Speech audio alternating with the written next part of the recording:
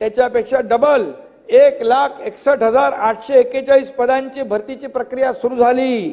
आतापर्यंत शासकीय निमशासकीय विभागामध्ये 45,152 पदांवर नियुक्तीचे आदेश दिले। आणि तुम्हाला सांगतो नियुक्त्या कशा, यशवंतराव चव्हाण मुक्त विद्यापीठ या इतर सभागृहामध्ये डायरेक्ट त्यांना बोलवून त्यांना नियुक्त्या देण्याचं काम सरकारने केलं। त्यांचं ज्यांचं सिलेक्शन झालं त्यांचं, आणि म्हणून हे सरकारचं मोठं यश आहे।